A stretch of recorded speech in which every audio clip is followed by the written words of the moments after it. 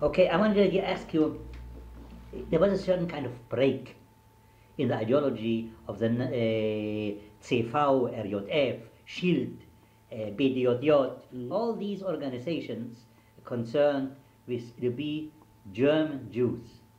One, national Germans and good Jews. I understand national Germans and good Jews. I'm not talking about Naumann. I'm talking about this group really. You mentioned Tietz, you yourself were a member of this group. When did you feel that this ideology of the possibility of a symbiosis really broke down? You were in Frankfurt until 38. No, I came to Frankfurt only in 33. Yes, but you no, I came to Frankfurt after Hitler. Yes, but you remained until 38. There must be a breakdown somewhere. Oh, look, what you call breakdowns occurred much earlier, of course. See, because I lived all my life up to that time in Berlin, you know. Mm-hmm. So I would say the growing awareness of rejection. Yeah. This, I think, would be the cutoff point, you know. And, rejection by Germans. Yes. When did it happen? Well, look, I tell you, we had in the time of the inflation in Germany, 1922 and around that period, there was a lot of acute anti-Semitism in Berlin particularly, and at that time I joined, we had a Jewish boxing club called Maccabi, and I was at that time quite an active boxer, fighter, and we went to Kurfürstendamm, Berlin, and when there's something, we provoked people to fight, you know, and we went to Alexanderplatz again, you know, we actually it was meant as self-defense, but actually we were young adolescents, you know, like you have what happens these days in England, you know, but we, see, at that time I had so much Jewishness already, you know, that we thought, well, we have the right with someone anti-Semitic, not to argue, but to fight him, you know. So in my own life, I would say it coincided with my growing awareness of development in adolescence, you know, from when I was bar mitzvah, you know, around 13, these things, German and Jews played a role. I remember quite a lot of literature and songs we were singing, but my feeling is, again in retrospective, and of course making allowance that my memory is not in every respect 100% clear, up to a point, particularly with the focus of immigration, the only concentration on Palestine alone, you know, as this was all connected with practical immigration things, led us to a sort of what we called Gesamtjüdisch. You know, that was a term, an overall Jewish concept. Not up to a point even... Overall Jewishness. Yes, and in Zionism, you know, the exclusivity to Palestine was only part of it, you know. Mm. The reason why I mention this is I was connected also because it was part of the immigration program of the Zentralverein with a Jewish training farm called Großbresen. I don't know if you ever heard about this. There was near Breslau a place which was established by the Reichsvertretung called Großbresen, where people were prepared for immigration. Not to Israel, not to Palestine, but there was a big project to South America and then to North America. Well, there were some complications. However, agricultural preparation? Yes, it was a farm, you know, a training farm. The director was Professor Kurt Bondi, who was a youth educator and a very outstanding personality. My involvement with them went so far when I was in Australia then later on, and the November 38 occurred, that I helped 30 boys and girls to immigrate to Australia. I wrote about it, and the manuscript I sent to Professor Bauer. It is in there. There are partly also my own comments on this, you know. I want to mention it only possibly. You will see it somewhere. I have a copy here, but at the time I sent a copy to Professor Bauer, and he acknowledged this. So this training farm was primarily for young people who we did not want to go to Israel, to Palestine. At the same time, in connection with my report, I read a lot of things. Things didn't become so clear anymore. People went suddenly on Hachshara just as a means to get out. Whether they were a member of BDDJ, they went on Hachshara to go to Palestine, and people came to Großbresen who may have been before in the Zionist organization. The overall tendency was, let us get out as soon as possible. So ideology went completely to pieces. In fact, you had probably, or you have, if you would analyze the people who came to Palestine eventually, you have more so-called non-Zionists, and the Zionists went to America. Huh? Yes. Myself. Make a break. To ask you, you talked about immigration and said that when you was in the Saalhalle, Saalbau, a very famous rabbi talked about immigration and said there's no distance, a horizontal distance, but no, only vertical distance. I wanted to ask you about the attitude of the CFO regarding the so-called emergency immigration. It means immigration to unknown countries, to unknown conditions, to very hard conditions. Because there were in Germany still Jews, even 1935, who said, let us sit here until we'll find a place where we can be sure that our conditions of life are satisfactory.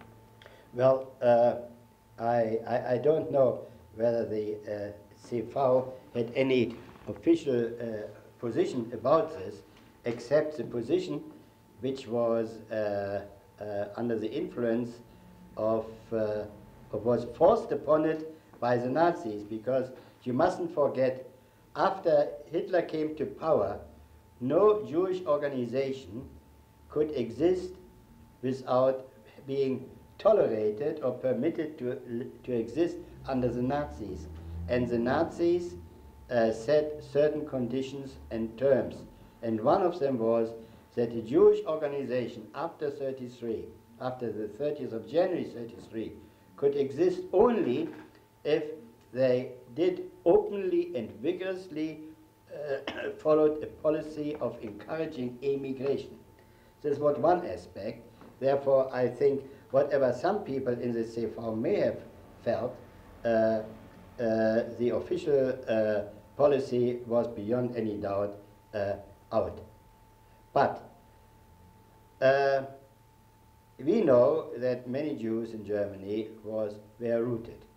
Not necessarily by some ideological reasons, but it was a place where their parents, grandparents, and even other later forefathers had lived, and to suddenly decide in the chain of family tradition to suddenly cut this off was, from the human point of view, very, very difficult. Therefore, people tried as much as possible to stay in order to make sure that if they transferred whatever they had, they may one day hopefully come back and take again the residence where they were before. But another element came in it too, which was very important, so it cannot be generalized, but it applies to quite a number of people, particularly in the middle class, and I may call it upper middle class. Hitler came to power at a time of depression. Now, there's no doubt about it that after Hitler came, the economy improved. After the first shock, business inside Germany was quite good. And those Jews who were not overtly affected physically by Hitler had business which carried on for quite considerable time. You will remember there were periods where exceptions were made for people who were in the First War, who had the Eiserne Kreuz, and they were Frontkämpfer and this kind of thing. And also some of the bigger firms which were officially, or which in fact owned by Jews, there was a kind of a cover made, people who were not Jews or even were Nazis, but in fact the Jews carried on.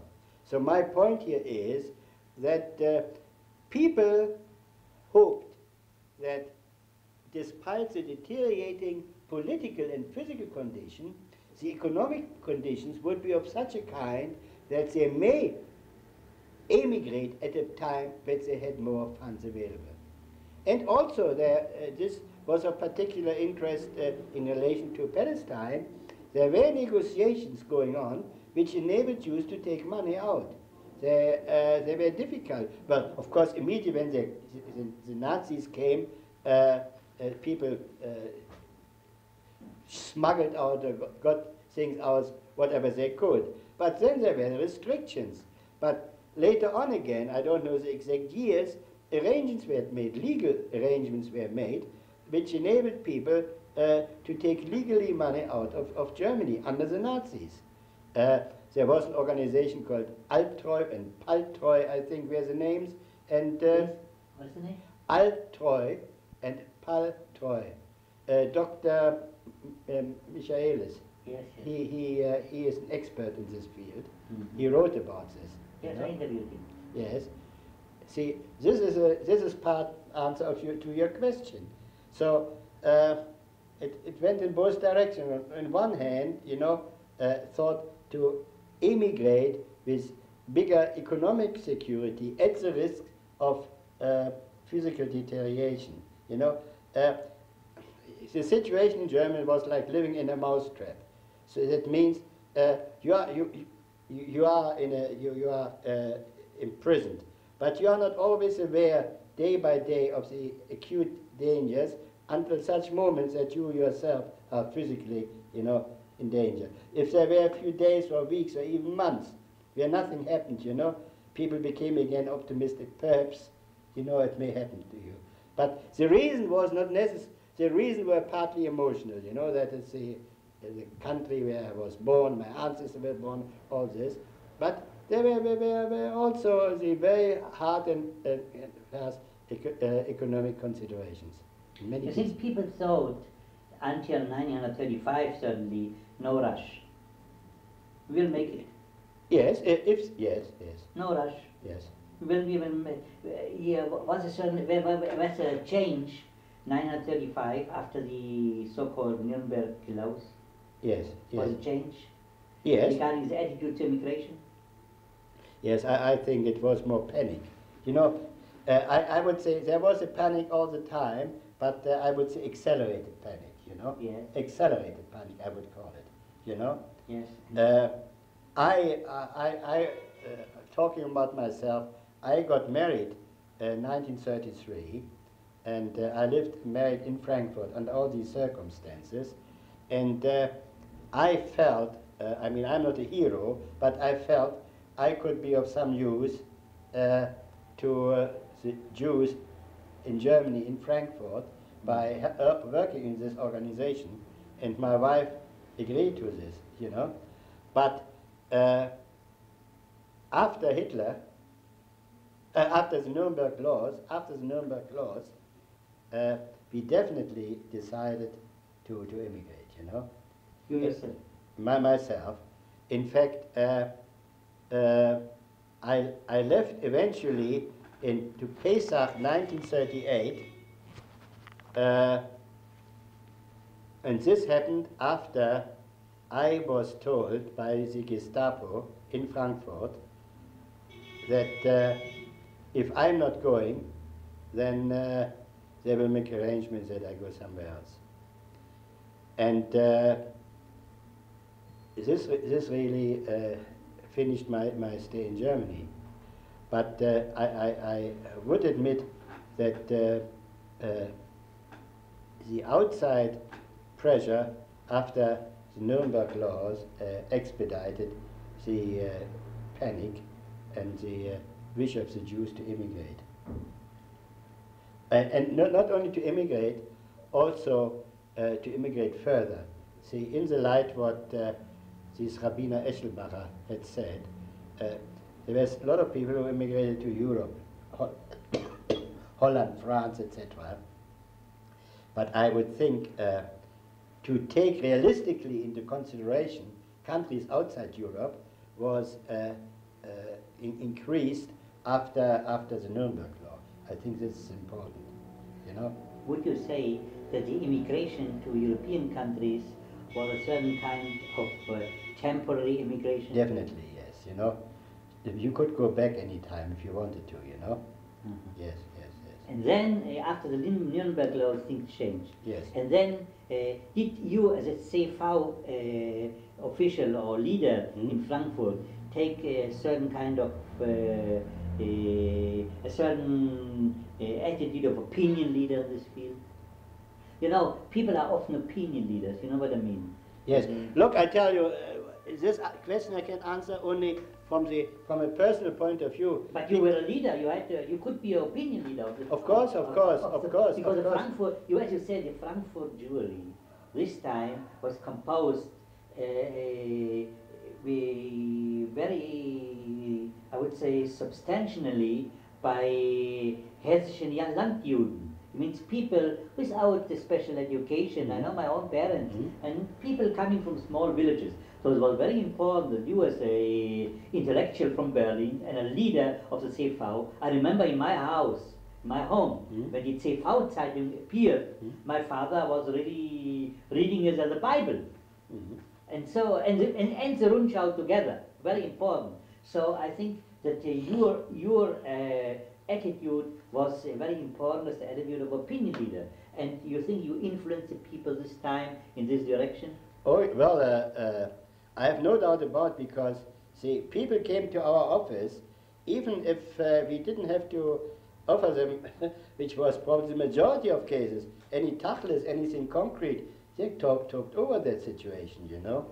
People would say, I got a letter from so-and-so, and I have a chance to go there. What do you think about it, you know? And while I certainly would not have made decisions for other people, but I helped them to weigh the pros and cons certain decisions. I know that there were many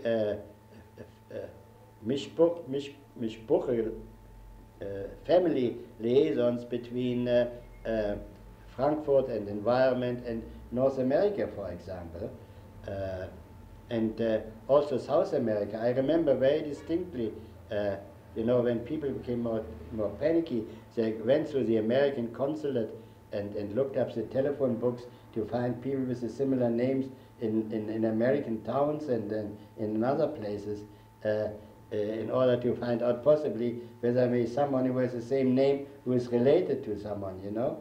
And then people would come. This was part of what we did was kind of Auswandererberatung, which was partly the technical kind, how to get a ticket, how to get money out, if at all, and the other thing to get a prospect for various countries. In fact, I remember the Hilfsverein der Deutschen Juden published a book about the various countries in the Jewish population. This book, Wischnitzer, Mark Wischnitzer was the name, remember now. He published this book, and it became quite important. And I only was thinking the other day, it is not very well known, the Republic of Dominica, you know, where you remember that the ambassador here, he was the last one who left recently Jerusalem because he didn't want to go to Tel Aviv. The Republic of Dominica was of the very few countries, but nobody knew anything, but they were prepared to take Jews. I don't know for whatever reasons, but they did take Jews. Also, on a very high level, all sorts of things were going on, which were not always on the level of some very formal arrangements. But I remember one thing, for example, There was a very famous, well-known family called Hochschild in Frankfurt. Hochschild? Hochschild, yes. They had some relations in South America, in Chile, or on one of these big countries, and these were very rich people there, and they again had influence on the government, you know. So people came to our office with these kinds of letters, you know. What you think I should take advantage of this letter and try to do this or this, and eventually things became so bad. People had several irons in the fire, you know. They had the alternatives to go to 3 or 4 different countries, you know, or they hoped to have alternatives. So our advice probably was always, take any chance you can to get out, any opportunity, because it was very late already, you know. This was your opinion in your office later after 35 or before 35? No, all the time, all the time. All the time, get out. Yes, yes. Get out. Yes. Well, of course, I mean, this had to be qualified by the need, the possibility of the individual, you know. For example, people wanted to liquidate things, you know, and they couldn't get money. Every case according to its merit, but the overall policy of our office, of the Safe Hour office, was get out if you can. No doubt about it. No doubt about it. Because there were other considerations too. We told the younger people to get out as quickly as you can, because it may be the chance. See, some countries had an age limit, so we asked the younger people to try to get out as quickly as possible, because hopefully, though we were not in the bottom of our hearts 100% sure about it, so once you are established, you can bring out your parents. You know, this was another consideration, to ask them to expedite the immigration. Mm-hmm. It was a very complex, very painful situation, which nobody can describe in literature or in books or what have you. You had to live through this, you know, to see it. Mm-hmm. You talked about the pros and cons regarding immigration. What were the pros? I understand, you already said. What were the cons? Well, that people were uncertain. They didn't know where they were going to. What were your cons in your office of the Safe Hour? Well, you mean, well, I'm talking in terms of the individual. Mm. See, we talk to the individual. We let the individual tell his story, you know? Yeah. And there were always points which would sort of let him hesitate to pursue this. And we helped him to sort to weigh this out. To ponder the whole thing. Exactly, you know. I mean, people were giving up physically terrific lot. And to make people realize, which of course at that time we never anticipated, nobody anticipated, that it's a final analysis. It came out to just save your life, SOS. See that you get out yourself, even without a shirt, you know. But we asked people to take into consideration that there are more things than merely material things. See, to go in the wilderness, in the uncertainty, and giving up things. On the other hand, having the chance to survive, to live, and on the other hand, being have the uncertain future where you're at the moment. These were extremely difficult things to decide, but our overall conviction was to make people realize they have to go. Mm-hmm. See, there were these reasons, there were political reasons, there were the material reasons, and then also the possibility of family reunion outside, you know. I understand. Okay, the next question is, we want to return to your personal history connected with the history of the Safe Hour in Frankfurt. I want you really to give us a more or less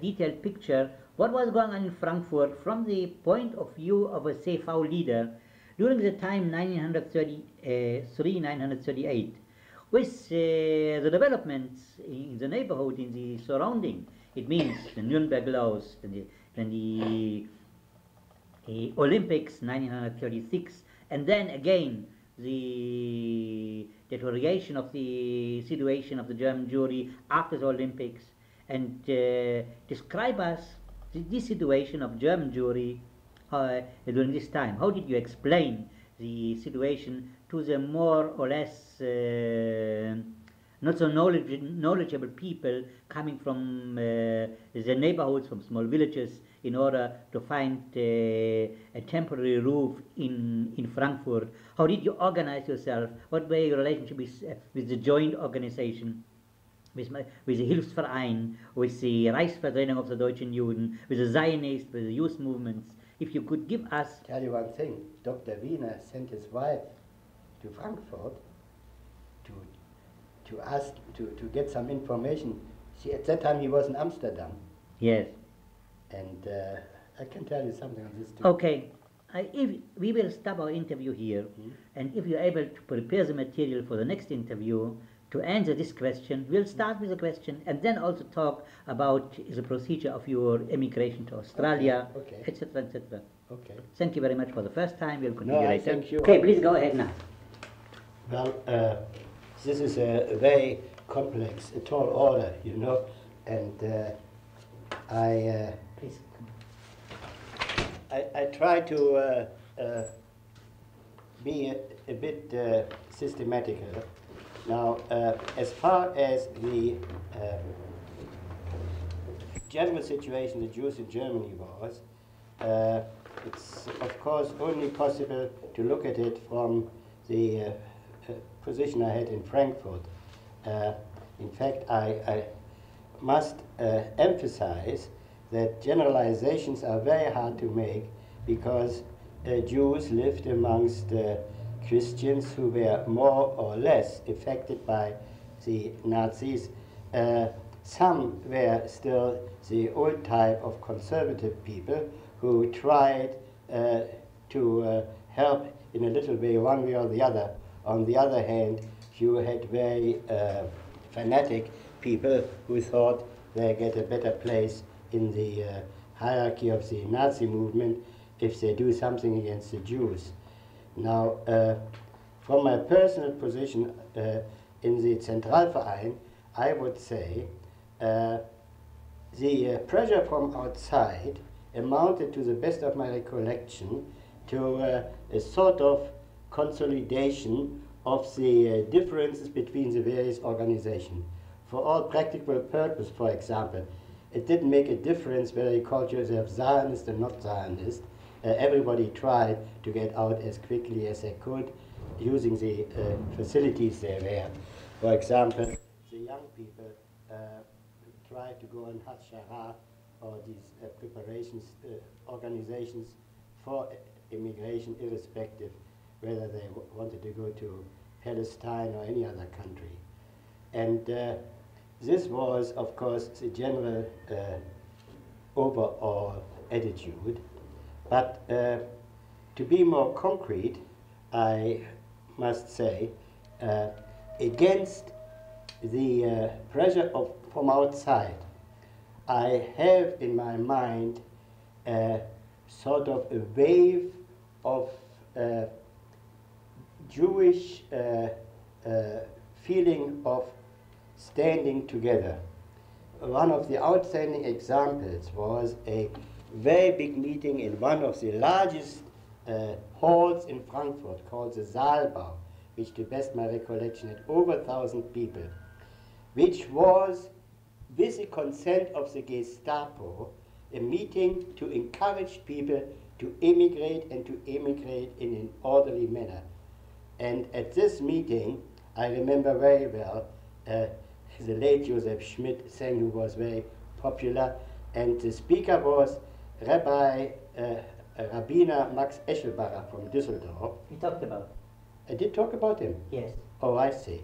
Anyway, this was, the aim was to prepare an organized immigration, which of course brought together the organization like the Zentralverein, which helped in the liquidation, and the Hilfsverein, which tried in the preparation of the immigration. this was a very close contact between Frankfurt, Berlin, and the other places. Now, could you stop a minute? Yes, stop a minute. I like to look at the situation during the years between 1933 and 1935, the time of the Nuremberg Law, and then the next period after this, 35 to 38, when I left.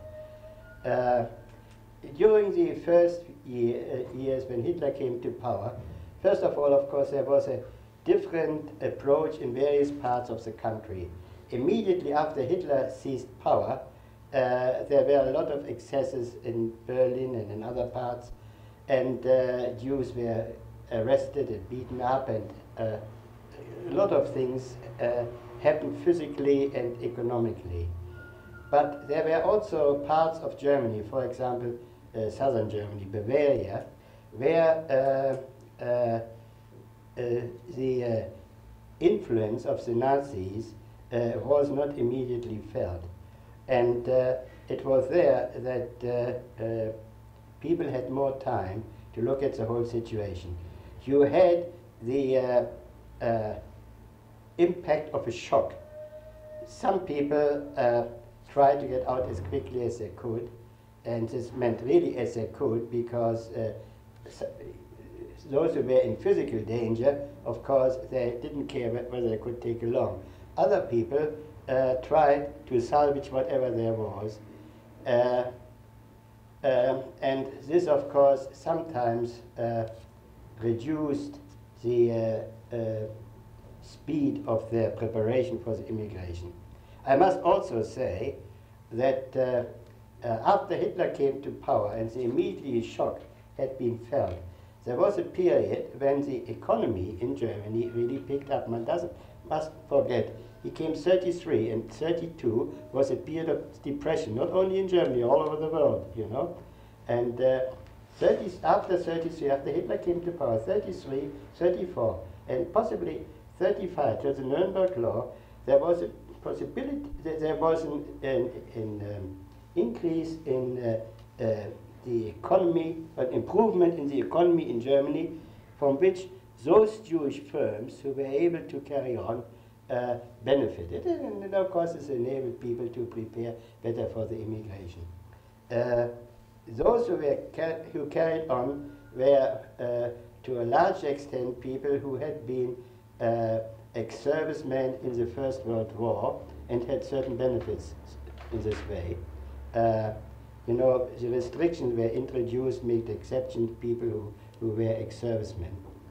And the other thing, of course, which is very important, the whole thing was so incredible that quite a large number of people felt it will blow over. Now, I know there have been people very critical on this attitude, but one mustn't lose sight of the fact the German Jews were the first who got the impact of the Nazi wave, and the other parts of Europe, which were conquered by Hitler, they took a lesson out of what happened in Germany, because after Germany fought Austria and then the rest. So you had this situation up to, say, 30 feet to the Nuremberg laws, which means some people left in a hurry for fears of personal insecurity, and others waited. Either they thought that the whole thing will blow over, or they had better chance to prepare things. Now, on the overall Jewish level, there was a really fantastic effort of German Jewry to become organized for this emergency. And I think one cannot praise enough the courage of these Jewish public servants from the Reichsvertretung, Zentralstelle für Hilfe und Aufbau, Hilfsverein, and what have you, who did their utmost to organize and help the people to immigrate. There are documents about it one of the person who comes to my mind is the Dr. Giora Lotan Lubinsky was his name, who was the founder of the National Insurance in Israel. He was one of the real great heroes because he structured the whole immigration, particularly for young people, on a first of German-wide level, and then also in connection with the international organization for immigration, either to Palestine or Israel-Palestine, of course, at the time, and to other countries. Now, talking about the Frankfurt scene, the situation was very interesting because while on one hand many Frankfurt Jews left, Jews in Frankfurt, through their financial and business influence and always a lot of overseas contacts, left to other parts in Europe and to America, North America, South America. But at the same time, the size of the Frankfurt Jewish community didn't not decrease because the Jews from the country communities came to Frankfurt. So actually, I don't know the figures exactly, but by and large, Frankfurt Jewish community was pretty large. And in Frankfurt itself, there were a lot of facilities made available. For example, I remember that under the influence of the Provinzialsverband für jüdische Wohlfahrtspflege, they Please repeat the name in German. Provinzialverband für jüdische Wohlfahrtspflege in Frankfurt. In fact, of which, by the way, my wife was I wasn't married then, you know, but she was in charge of this.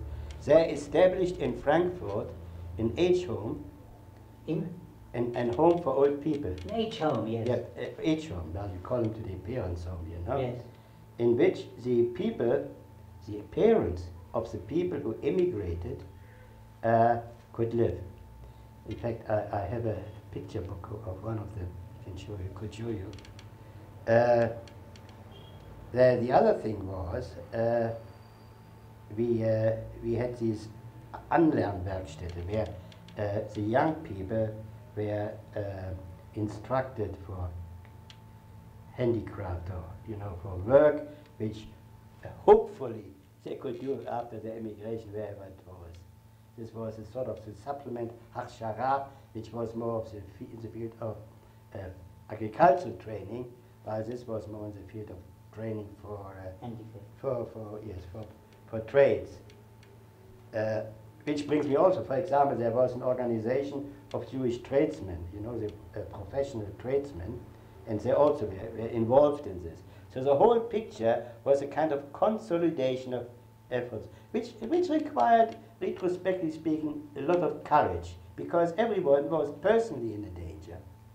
So related to this was efforts to to keep up the morale, because every day somebody disappeared, or people were asked, was it to the Gestapo, with all sort of very difficult situation. Some people were arrested.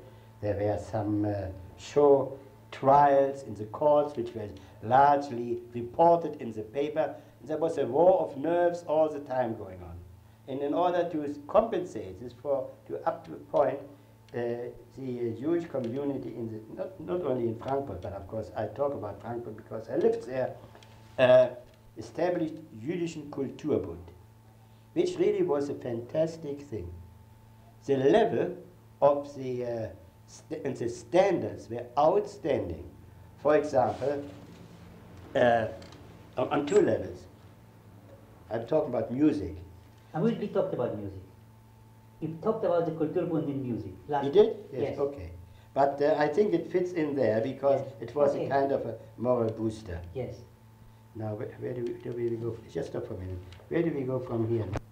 After the Nuremberg Law, yes, the general attitude of the population stiffened.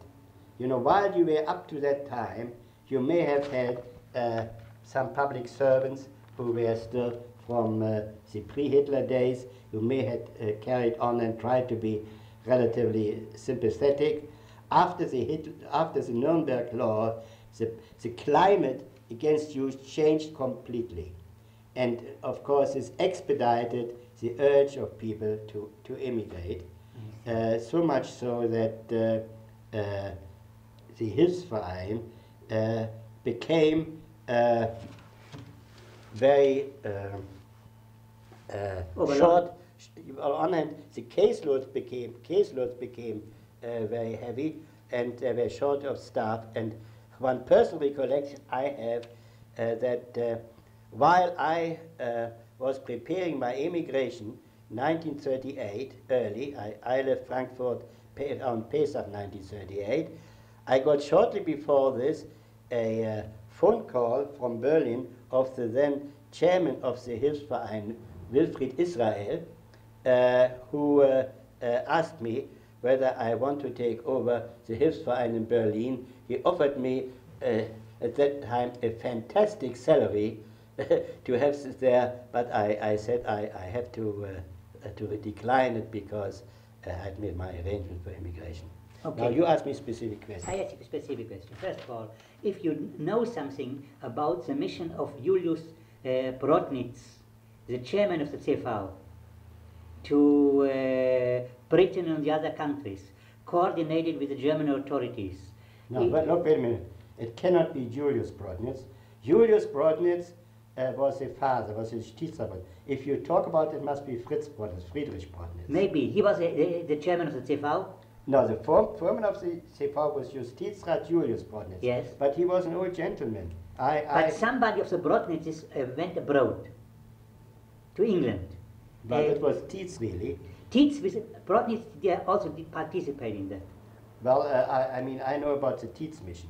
Yeah, you know about the Tietz mission. Okay, but Brodnitz, I have no recollection. Brodnitz, and then there was Borchardt, Friedrich Borchardt. Yeah, the whole thing was coordinated by the Nazis. I mean, they knew about. Sure, but nobody could leave Germany okay. without their consent. Do you know about a certain kind of task of this mission to convince Jews abroad that the Nazis, that stories about the Nazis are Gräuelmärchen?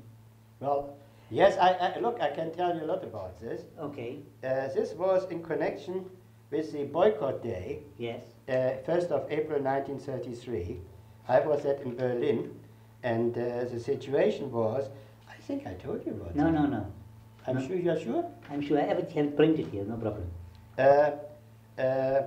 See, on the boycott day, I'm talking about especially about this mission. Look, I better put the receipt. I'm especially interested in this mission, and I want to know whether these people going abroad from the CV did do anything according to the directions and according to the order of German authorities. I know that the whole thing was coordinated by Goering. Goering had a pre-meeting and was interested German Jews should go abroad and should convince Jews abroad that the situation is not so terrible as was told about in newspaper there. Abroad. Now, look, I don't know anything about this specific mission you are talking about. Yes.